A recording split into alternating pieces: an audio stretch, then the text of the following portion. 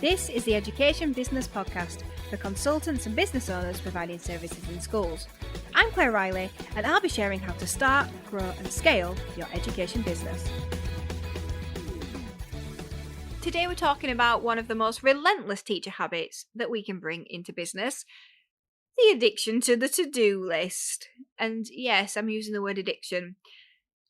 So I used to say that being a teacher had completely ruined me for doing anything relaxing on an evening. But the truth is, I already had the tendencies.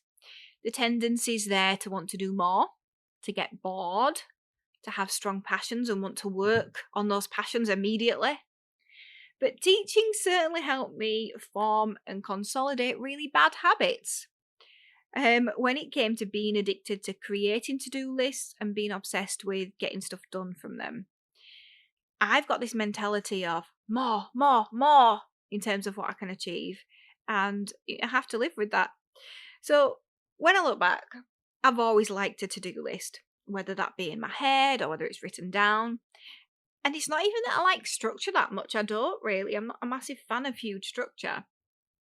But I learned early in my adult life that if I wanted to get stuff done, I needed a way to be able to manage that to maximize my potential, because I felt like I had a lot of potential to get things done, but I needed like a process and a system, which is a to-do list for me. Now, one of my favorite things in life, you might have heard me say before, is killing two birds with one stone. I just love the idea of it so much, like getting two things done at once. So to me, that feels really efficient and productive. And a to-do list helps me to do that because I can see where I need to group tasks. And if I can group tasks, I certainly will. So unfortunately, when it comes to the to-do list, we can easily create a fight within ourselves or a perpetuating cycle where we constantly put things on our to-do lists because we feel like it should be done. And who better to do those tasks than us, because we're so efficient and we're so brilliant and because it's easier. But then we also have this addictive urge to complete what is on the list as well, or at least continually look at the list and then feel guilty for not completing it. I don't know if you can relate to this, but this is my life. This is what I go through and struggle with quite a bit.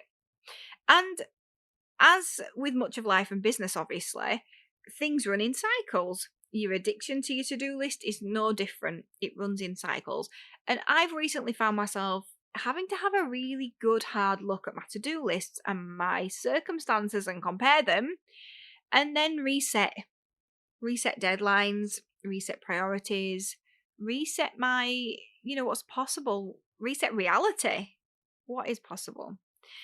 And it really did get to the point where there was just too much on my list and it was so hard to see anything. It was so hard to see the wood for the trees. So here I am.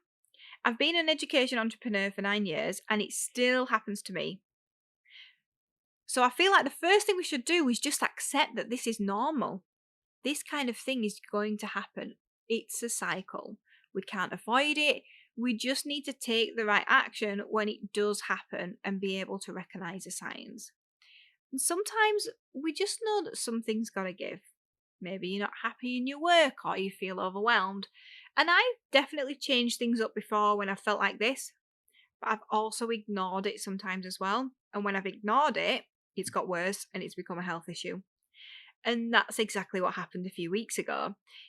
If you don't let your mind step in when it wants to, then your body will have no choice to show you that changes need to be made later down the line.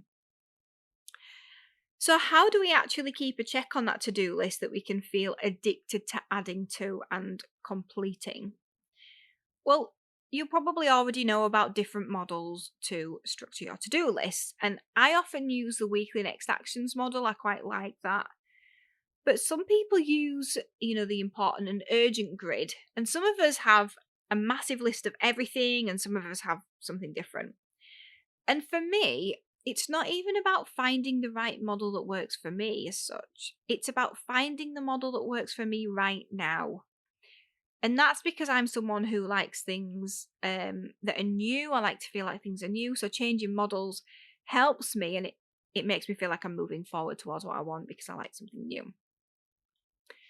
So one of the reasons that people like the important and urgent model, which I have used in the past, the grid, is that it really helps you see what's needed. But I think when you're in that place where you feel so overwhelmed by your to-do list, it's really not as simple as that, because your brain has attached itself to all of these tasks that it wants to get done. It's not always easy to see what's really important and urgent. That's why we've got all this stuff on the list in the first place.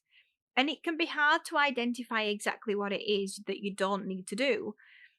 It's hard to go through the to-do list and try and take things off, saying that they're not important or they're not urgent. It's a really tricky thing to do. So what I find is that it's much easier to do this when you're feeling overwhelmed, which you might like to try. What I do is I scrap the current to-do list. Obviously I keep it because I'm going to cross-reference it later and I'm going to go back to it. And then I print out a really quick weekly template. And mine has, the one that I've used recently has 3 columns. One for tasks, which is a really wide column, one for big events, and one for podcast episodes. Because the big events are important and the podcast episodes I publish. So the last 2 columns, they just help me plan the must-dos. And your columns could be different. You might not have a podcast. But it tells me what's going to happen that week and what I need to keep in mind. And then I start from scratch. I don't look at the to-do list, because it's amazing when you're not looking at a huge list what you actually put down that's important, what you actually put into each week. And I usually print out 12 weeks or more, because I like to really think ahead. But you might need fewer, you might not need that much. And, it's really interesting as well, because that could be the problem. If it's fewer, for example, you might be printing out 3 weeks and expecting to fit everything you've got on your list in 3 weeks, and maybe you need to think more longer term in terms of what you want to achieve. So this really helps me organise what's most pressing in my mind. And I do write it in pencil, by the way. I'm always a fan of being flexible, but I still do think before I write it, is there too much in this week? Does this really need to be in this week? Is it essential that I do it this week? When is it really due?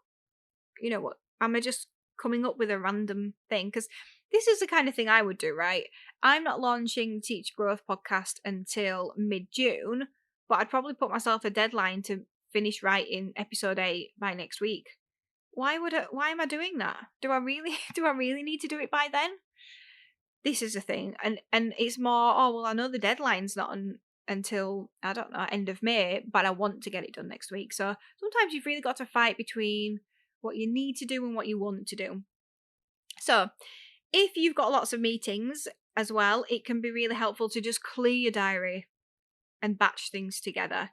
So I've had to literally clear my diary and just start again. And it's been such a good thing to do, because it's helped me reconnect with what I want out of my personal and my work life, and what my version of success is.